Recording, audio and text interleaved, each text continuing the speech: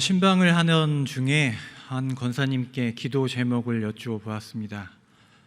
권사님, 기도 제목을 알려주시면 제가 함께 기도하겠습니다. 이렇게 여쭈어봤더니 권사님께서 기도 제목을 이렇게 주셨습니다. 목사님, 저의 첫째 아들 철 좀 들게 해주세요.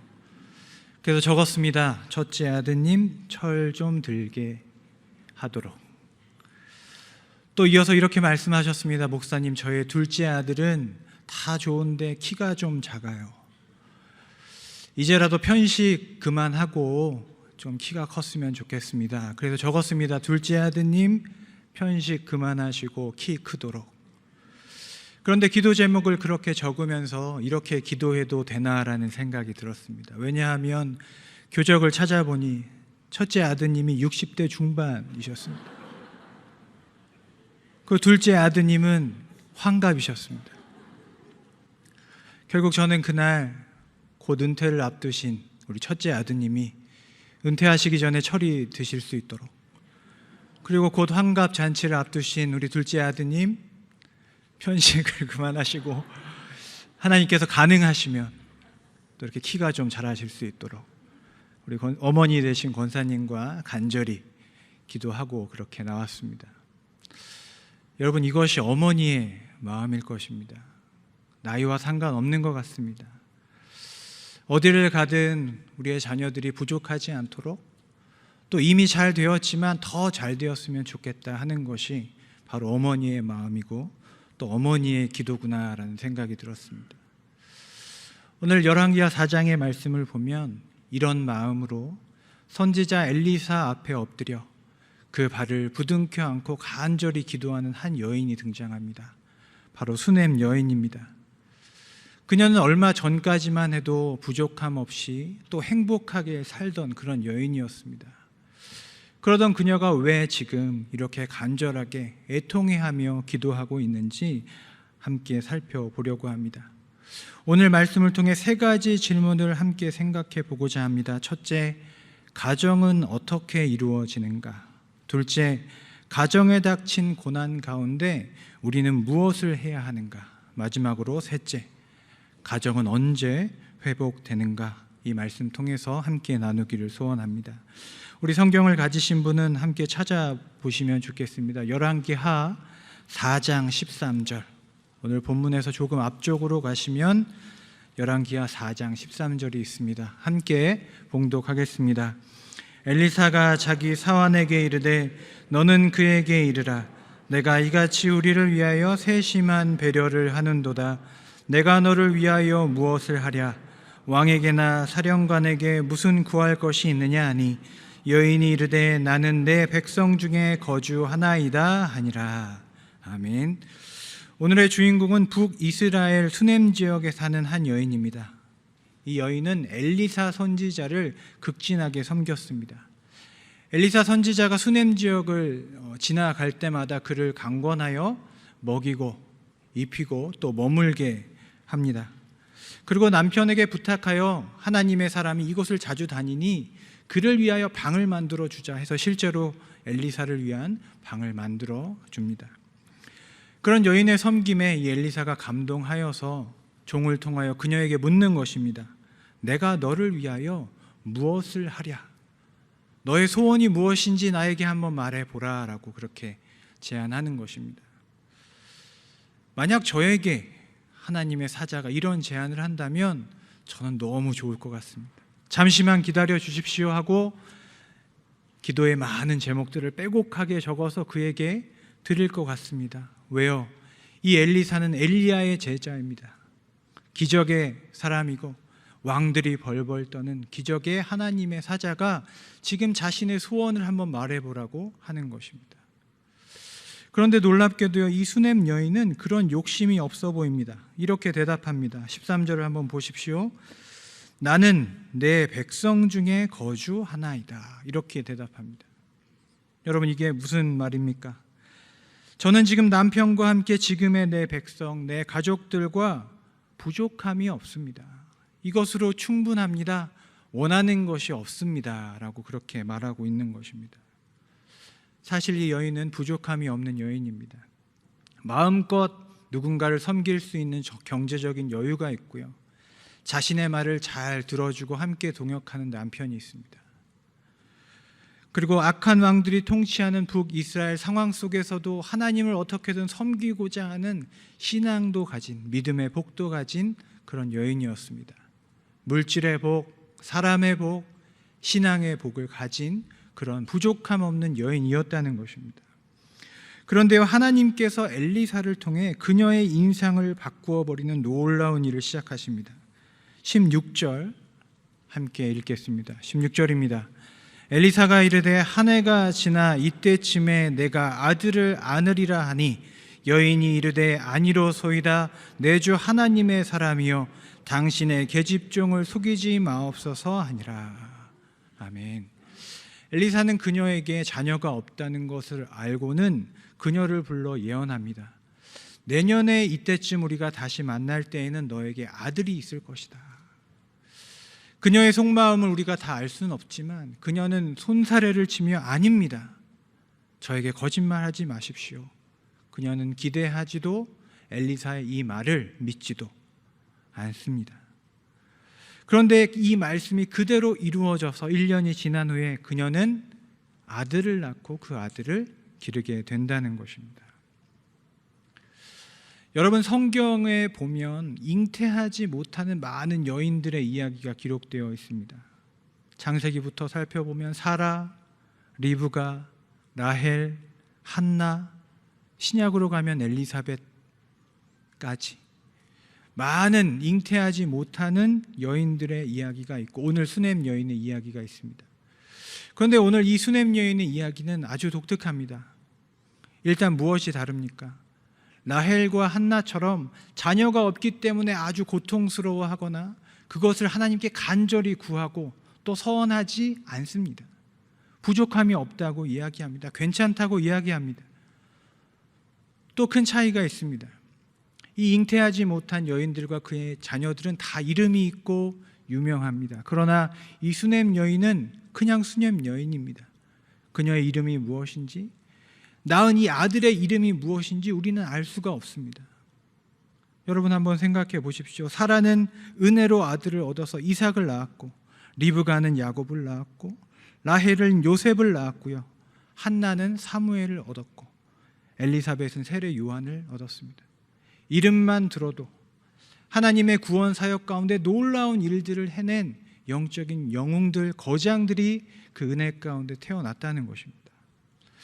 그렇다면 우리는 질문할 수밖에 없습니다. 하나님께서는 왜 원하지도 않았고 기대하지도 않은 이 이름 없는 여인에게 이름 없는 아들을 허락하셨을까라는 질문입니다. 어느 날 올해로 6살이 되신 저의 따님께서 저에게 질문했습니다. 아빠는 왜 할머니를 엄마라고 불러? 할머니는 할머니잖아. 그렇지, 할머니는 할머니지. 순간 설득당할 뻔했습니다. 그러나 정신을 차리고 숨겨왔던 진실을 알려줍니다. 사실은 할머니가 아빠의 엄마야. 딸은 깜짝 놀랍니다. 내가 아는 그 할머니가 내가 아는 아빠의 엄마라니. 아마 이것이 되게 놀라웠던 모양입니다. 그런데 이 따님께서 또 질문하는 거예요. 그건 이해가 됐어. 그런데 할머니는 왜 아빠의 엄마가 됐어? 이건 좀 어려운 질문입니다. 왜라는 질문은 어렵죠. 어떻게, 어쩌다가 라고 하면 그 과정을 설명해 줄 수는 있죠. 그러나 왜 엄마가 되었냐 라는 것은 참 대답하기 어려운 질문입니다. 할머니께 물어보라고 하고 넘어갔습니다. 여러분, 무심코 자녀가 던진 질문이었지만 이 질문 가운데 어떤 울림이 있었습니다. 우리도 때때로 우리의 가정과 함께하면서 하는 질문이기 때문입니다. 하나님, 왜 우리는 한 여자의 남편이 되고 아내가 되고 누군가의 자녀가 되고 누군가의 부모가 되었습니까? 모든 것이 하나님의 뜻 안에서 이루어진 것이라고 한다면 우리 가정을 통한 이렇게 만나게 하신 하나님의 뜻과 계획은 어디 있습니까? 우리가 스스로 이렇게 질문하기 때문입니다. 여러분, 첫 번째 질문이 여기 있습니다. 가정은 어떻게 이루어집니까? 하나님께서는 특별한 가정을 이루시고 한나와 같은, 요셉과 같은 자녀를 통해서 위대한 일들을 이루시기 위한 특별한 사명을 가진 가정들을 통하여 일하시기도 합니다. 그러나 가정은 사명이 전부가 아닙니다. 오늘 우리는 수넴 여인의 이 가정의 이야기를 통해서 더 근본적으로 가정을 이루어 가시는 하나님의 뜻을 발견합니다. 하나님께서는 하나님을 섬기는 이의 행복을 위해서 가정을 우리에게 선물하십니다. 믿으십니까? 아담은요, 에덴 동산에서 자신이 부족하다 생각하지 않았을 것입니다. 그러나 하나님께서 그를 보시고 더 좋은 것을, 더 좋은 길을, 함께하는 것이 더 좋기에 그에게 그를 위하여 돕는 배필을 짓겠다, 그렇게 선포하시고 그에게 가정을 선물하십니다. 부족함이 없다 생각한 이 수넴 여인도 마찬가지입니다. 하나님께서는 하나님을 섬기는 이 여인이 함께함으로 그 자녀를 통해 더 행복하기를 원하셨습니다. 이 하나님의 뜻 안에서 그녀는 기대하지도 또 상상하지도 못했던 하나님의 선물을 받게 되는 것입니다. 사랑하는 영락의 성도 여러분, 우리의 가정은 하나님의 선물인 줄로 믿습니다. 자격이 없는 나에게, 내가 어머니가 되기에 자격이 있어서도 아니고, 내가 아버지로서 정말 탁월한 어떤 가능성이 있어서 우리에게 허락하신 것도 아니고, 그저 후히 주시고 누리게 하시는 하나님께서 우리에게 주신 선물이라는 것입니다. 가정이 우리에게 주신 하나님의 선물이라는 관점으로 우리가 가정을 볼 때 여러 가지 가정의 문제들을 다르게 볼 수 있을 것입니다. 왜냐하면 우리는 살아가다 보면 우리의 가정을 우리의 소유나 어떤 성취의 대상이나 책임져야 할 무언가, 내가 져야 할 짐과 같은 것으로 생각할 때가 있기 때문입니다. 여러분 기억하시기 바랍니다. 하나님의 나라 안에서 우리는 하나님이 아니라 아담과 하와일 뿐입니다. 가정이라는 에덴 동산에서 내가 하나님의 자리에 오를 때, 내가 법이 되고 내가 선악과가 무엇인지 정하고 내가 다 공급하고 책임지려 할 때, 내가 하나님의 자리에 오를 때 그 가정이 조금씩 왜곡되기 시작한다는 것입니다. 하나님의 선물인 이 영락의 모든 가정들이 하나님만이 유일한 우리의 공급자가 되시고 통치자가 되시는 축복의 에덴 되시기를 기도합니다. 이렇게 가정이 선물이다 이렇게 말씀드리면 이렇게 질문하실 수 있을 것 같아요. 목사님, 저희 가정의 상황을 잘 몰라서 하시는 것 같습니다. 지금 제가 이 저녁 예배 때 왜 나왔겠습니까? 가정을 위하여 기도하러 나왔는데 잘 모르시죠? 이렇게 얘기하실 수 있을 것 같습니다. 한 기독교 작가가요 이렇게 썼습니다. 하나님의 은혜라는 선물 상자에는 세상에서 가장 큰 기쁨과 세상에서 가장 큰 고통이 함께 들어있다. 하나님의 은혜라는 것이요, 우리가 편하고 좋고 감사하고 기쁜 일만 들어있는 은혜의 선물 상자는 아니라는 겁니다. 가정이 딱 그런 것 같아요. 세상에서 가장 큰 기쁨이 그 안에도 있지만 우리가 감당하지 못할 것 같은 가장 큰 아픔도 슬픔도 그 안에 있다는 것입니다. 성경의 많은 가정들을 여러분 한번 보십시오. 아담과 하와, 아브라함과 사라, 요셉과 마리아까지 부부 관계에 있어서 자녀를 낳고 기르는 일에 있어서 무엇 하나 그리 쉬운 일은 없었습니다. 신앙으로 우리의 자녀를 양육하는 것, 이것도 참 어려운 일입니다. 여러분 지난주에 이곳 본당에서 유아 세례가 있었습니다. 무려 40명이 넘는 우리의 영락의 자녀들이 이 자리에서 하나님 앞에 세례를 받았습니다. 저도 세례위원으로 동참했습니다. 기도하고 축복하는 마음으로 한 아이 앞에 세례를 주려고 섰습니다. 내가 성부와 성자와 성령의 이름으로 내게 세례를 주노라 하고 물을 떠서 그 아이의 머리에 손을 얹으려고 하는데 정말 놀라운 일이 일어났습니다. 그 아이가 눈을 번쩍 뜨더니 저의 손을 붙잡는 것입니다. 딱 잡으셨어요. 저의 짧은 세례 사역 가운데 최대의 위기를 경험했습니다. 제가 이렇게 머뭇거리니까 기도하려고 했던 어머니께서 아이를 안고 계셨는데 잠시 눈을 뜨셨어요. 이 묘한 대치 상황을 보시고 이 어머니께서 웃음이 터지셔서 다시 눈을 감고 고개를 숙이셨습니다. 어떻게 될까 고민했는데 성령님께서 감동을 주셔서 그 아이가 손을 풀어주시고 고개를 숙여주셔서 무사히 이 세례 예식이 마쳐질 수 있었습니다. 2021년에 우리 다음 세대도 쉽지 않습니다. 저는 그 세례를 마치고 이런 생각을 했습니다. 이제 시작이구나. 이 가정이 믿음의 부모로 살아가는 것, 이 자녀가 믿음의 자녀로 이 세상을 살아가는 그 폭풍과 같은 믿음의 여정이, 이 가정이 걸어갈 길이 이제 시작이구나 축복하였던 기억이 있습니다. 가정이 걸어갈 믿음의 폭풍과 같은 시간을 오늘 본문의 이 수넴 여인도 폭풍을 경험한다는 것입니다. 18절부터 여러분 20절을 한번 눈으로 보시기 바랍니다. 상상치도 못한 비극과 고통이 이 수넴 여인을 찾아옵니다. 짧은 세 구절 만에 이렇게 선물과 축복으로 주신 한 아이의 생명이 끝이 나는 것이죠. 머리가 아프다고 그 어머니의 머리를 베고 누웠던 아이는 그 자리에서 다시는 일어나지 못합니다. 여러분, 우리는 감히 이 수넴 여인의 마음을 상상하지 못합니다. 하나님, 제가 언제 아들을 구했습니까? 저는 구한 적도 없습니다. 하나님께서 주었지 않으셨습니까? 그런데 왜 데려가십니까? 왜 이런 고통을 당케 하십니까? 그는 이렇게 절규했을 것입니다.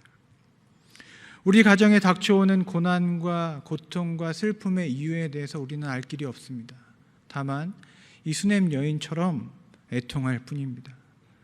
그런데 오늘 성경에서 주목하고 있는 것은 그 이유가 아니라 이 고난 가운데서 대처하는 이 여인의 반응입니다. 여러분, 정말 놀랍게도 이 수넴 여인은 그 아이의 죽음에도 불구하고 그 자리에서 통곡하거나 애곡하거나 절규하지 않습니다. 23절에 가보면 일단 아이를요 엘리사가 묵었던 그 방에 뉘어놓습니다. 그리고 남편에게 이야기합니다. 나에게 나귀 한 마리를 좀 빌려달라. 내가 엘리사에게 가겠다. 남편이 묻습니다. 지금은 안식일도 아닌데 왜 가려고 하냐? 대답하지 않습니다. 그냥 평안히 내가 다녀오겠다 인사하고 갑니다. 여러분, 남편에게는 이야기해야 되는 것 아닙니까? 우리의 사랑하는 아들이 지금 죽음에 누워 있다고 그렇게 이야기해야 되지 않겠습니까? 이야기하지 않습니다. 그녀는 바로 엘리사를 향해 달려갑니다. 26절을 보십시오. 엘리사 앞에 가아갑니다. 그런데 그의 종 게하시가 묻습니다. 남편과 아이가 편안하냐? 평안하지 않죠. 왜 왔는지를 이야기해야 하죠. 그러나 그 앞에서도 아무 이야기도 하지 않습니다. 평안합니다. 거짓말이죠. 얘기하지 않습니다. 엘리사 앞에 도착해서야 이 여인은 그 선지자의 발을 껴안고 그 오랜 고통의 침묵을 깨고 애통하고 절규합니다. 27절의 말씀 여러분 한번 같이 읽어보겠습니다. 27절입니다. 산에 이르러 하나님의 사람에게 나아가서 그 발을 아는지라. 게하시가 가까이 와서 그를 물리치고자 하매 하나님의 사람이 이르되 가만두라. 그의 영혼이 괴로워하지만은 여호와께서 내게 숨기시고 이르지 아니하셨도다 하니라. 아멘. 여기에 우리의 두 번째 질문이 있습니다. 가정에 찾아온 우리가 이해할 수 없는 고난과 고통 가운데 우리는 무엇을 해야 하는가? 여러분, 이 수넴 여인을 기억하시기 바랍니다. 하나님께만 달려가야 합니다. 가정이요, 우리를 십자가 앞으로 데려갑니다. 태초에 가정은 은혜로 주셨지만 그 가정이 죄로 인하여 타락하고 에덴 바깥으로 나간 이후부터 그 가정은 우리의 죄와 죽음의 세력으로부터 늘 신음하고 고통하는 여정을 걸어왔습니다. 우리는 부모와 자녀이기 이전에 하나님 앞에서 죄인임을 깨달아야 합니다. 우리가 아무리 노력을 해도 우리 사랑하는 자녀들의 인생을 다 책임질 수 없다는 것을 알아야 하고, 우리가 아무리 잘하려고 해도 우리 부모님이 지셔야만 하는 그 인생의 무거운 짐과 고통을 내가 어떻게 할 수 없다는 것을 우리는 점점 깨닫습니다. 우리를 구원하시고 살리시는 십자가 앞에 우리가 다시 엎드리지 않고는 폭풍 속에 흔들리고 넘어지고 죄악에 쓰러지는 우리의 가정을 다시 살릴 방법이 없다는 것입니다. 우리를 가로막는 옆 사람과 상의하고 이야기하고 설명할 시간이 없다는 것입니다. 지체 없이 다락에 누워있는 우리의 가정을 위하여 하나님 앞으로 십자가 앞으로 나아가 엎드려야 한다는 것입니다. 사랑하는 영락의 우리의 가족 여러분들 중에 이해할 수 없는 가족의 고통 또 고난 중에 있으시다면 여러분 지체 마시고 예수 그리스도의 십자가 앞으로 하나님의 임재 앞으로 달려가시기를 주님의 이름으로 축복합니다. 세 번째 질문입니다. 가정은 언제 회복되는가? 33절과 34절을 함께 읽겠습니다. 들어가서는 문을 닫으니 두 사람뿐이라. 엘리사가 여호와께 기도하고 아이 위에 올라 엎드려 자기 입을 그의 입에 자기 눈을 그의 눈에 자기 손을 그의 손에 대고 그의 몸에 엎드리니 아이의 살이 차차 따뜻하더라. 아멘. 자세히 이 성경을 읽어보다 보면 수넴 여인과 엘리사 선지자의 공통점이 있습니다. 수넴 여인은 이 고통 가운데 입을 닫고 하나님 앞으로 달려왔습니다. 33절에 엘리사는 무엇을 닫았습니까? 문을 닫았습니다. 문을 닫고 하나님께 기도합니다. 여러분, 언제 우리의 가정이 죽음 가운데서 회복될까? 하나님을 향한 우리의 삶의, 우리의 신앙의 기도의 간절함을 가로막는 그 차가운 문들을 여러분 닫아야 합니다. 십자가에 엎드리기까지 내 앞에 가로막는 많은 것들이 있습니다. 수넴 여인은 무엇이 있었습니까? 첫 번째로 남편이 있었습니다. 어디 갑니까? 남편에게 그 이야기를 하고 하소연한다면 인간적인 위로와 어떤 공감을 얻을 수 있겠죠. 그의 앞을 가로막은 게하시 앞에 이런 일이 있었다 그에게 상담한다면 어떤 조언을 들을 수 있겠죠. 그러나 그들은 그 아들을 살릴 만한, 문제 해결할 만한 사람들이 아닙니다. 사랑하는 여러분, 수넴 여인과 엘리사가 하나님 앞에 엎드리고 기도할 때 하나님께서 그 죽은 아들에게 임재하셨습니다. 엘리사가 그 죽은 아이의 몸에 자기를 엎드려 포갭니다. 이것은 말씀이신 하나님께서 그 아이에게 임하셨다는 하나님의 임재를 뜻합니다. 여러분, 세상에 많은 가정을 위한 또 신앙을 위한 많은 조언들이 있습니다. 지식이 있고 어떻게 아이를 키우고 건강한 가정이 되기 위해서 아내와 남편이 어떻게 하는가 많은 전략들과 지혜들이 있습니다. 그러나 여러분, 더 근본적으로 거기에는 무엇이 없습니까? 정작 생명을 살려낼 영적인 능력이 그 이야기 속에는 없다는 것입니다. 오직 하나님의 말씀, 하나님의 임재가 우리 가정 가운데 임할 때 죽어가는 우리의 가정이 다시 살아날 줄로 믿습니다. 여러분, 이제 수넴 여인이 다시 하나님 앞에 살아납니다. 다시 이 여인의 인생을 생각해 봅니다. 전혀 부족함이 없던 여인이었는데 그래도 다시 생각해 보면 하나님 너무하셨다 생각이 듭니다. 아들을 주셨다가 데려가셨다가 다시 주십니다. 하나님 왜 이렇게 하셨을까? 이 열왕기 하의 시대의 상을 생각해 보면 조금 깨닫게 되는 것이 있습니다. 가만히 묵상해 보면 이 이름 없고 평범한 가정의 이야기가 이스라엘 전체를 흔드는 복음의 메시지가 된다는 것입니다. 지금 북이스라엘은 악한 왕의 통치가 계속되어서 아무도 하나님께 돌아오지 않는 상황입니다. 엘리야가 하늘에서 비를 내려서 하나님의 살아계심을 이야기해도 왕도 백성들도 하나님 앞으로 돌아오지 않는 그런 상황입니다. 엘리사의 이 기적의 메시지는 명확합니다. 너희가 사실은 이 은혜로 얻은 그러나 죽음당한 이 아들과 같은 모습이 아니냐. 선물로 얻은 그런 아들, 너희가 이스라엘인데 너희가 지금 다락에 올라가 있는, 죽어가고 있는 이 아들과 같지 않느냐. 이스라엘의 왕들아, 백성들아, 부모들아, 너희가 만약 살기를 원한다면 누구처럼? 이 수넴 여인처럼 지체 말고 어디로 돌아오라. 하나님 앞으로 돌아오라. 기도하라.